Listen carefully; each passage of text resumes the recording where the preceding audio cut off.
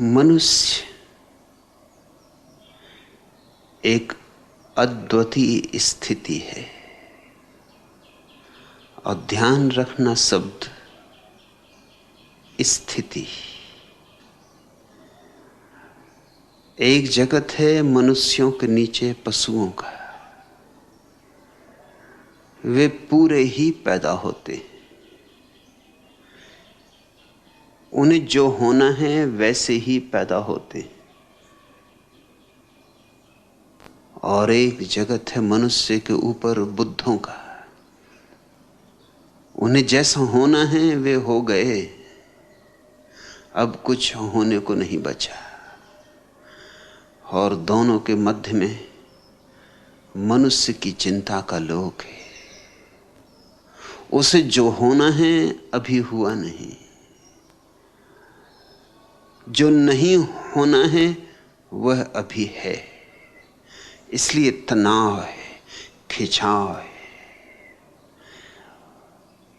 पीछे की तरफ खींचता है पशुओं का लोक, पक्षियों का लोक, वृक्षों का लोक, नदी पहाड़ों का लोक। आगे की तरफ खींचता है बुद्धों का लोक, जिनों का लोक, तीर्थंकरों का लोक, अवतारों का लोक। दोनों आकर्षण प्रबल हैं। पीछे के आकर्षण का बल यह है कि वह हमारा अनुभव है, अचेतन में दबा हुआ। उन सारी योनियों से हम यात्रा करके आए हैं, वे जानी मानी हैं, परिचित हैं। उन लौट जाना आसान मालूम होता है। इसलिए शराब और शराब जैसे मादक द्रव्यों का इतना प्रभाव है। शराब की खूबी यही कि थोड़ी देर को तुम्हें तुम्हारी आदमियत से नीचे गिरा देती, तुम्हें फिर वापस पशुओं के जगत का हिस्सा बना देती। वही शांति, वही सन्नाटा, वही निश्चिंत भाव सुखद मालूम होता है, लेकिन वापस तो लौटना ही होगा। थोड़ी बहुत देर नशे में डूबकर फिर वहीं लौट आओगे जहां थे, और भी ज्यादा चिंताओं में। क्योंकि जितनी देर तुम बेहोश रहे चिंताएं बढ़ती रहीं। चिंताएं तुम्हारी बेहोशी की फिक्र नहीं करती। फिर रोज रोज ज्यादा शराब, ज्यादा मादक द्रव्य लेने होंगे, क्योंकि तुम उनके अभ्यस्त होने लगोगे। लोग इतने अभ्यस्त हो सकते हैं कि तुम्हें पता ही ना चले कि वे पिए हुए। मेरे एक मित्र हैं, पुराने पियक्कड़ हैं, गहरे पियक्कड़ हैं। उनकी शादी हुई, 5 साल बाद उनकी पत्नी को पता चला कि वो शराब पीते, क्योंकि एक दिन घर वो बिना पिए आ गए। जिस दिन बिना पिए आए उस दिन पता चला। रोज पी के आते थे तो बिल्कुल स्वाभाविक मालूम होते थे, बिना पिए आए तो थोड़े डगमगाते थे, थोड़े अस्त व्यस्त थे, थोड़े बेचैन थे। जिस दिन बिना पिए आए उस दिन पत्नी को शक हुआ कि कुछ गड़बड़ है।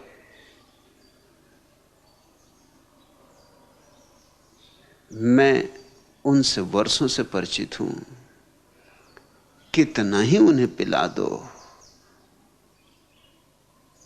तुम ऊपर से जांच करके बता नहीं सकते कि वो पिए हुए। अभ्यस्त हो गए। शरीर ने इस नए रसायन को सीख लिया।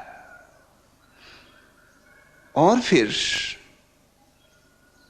लाख भूल जाओ, भूलने से चिंता मिटती नहीं। चिंता तो अपनी जगह खड़ी है, और चिंता मनुष्य की दुश्मन भी नहीं, उसकी मित्र है।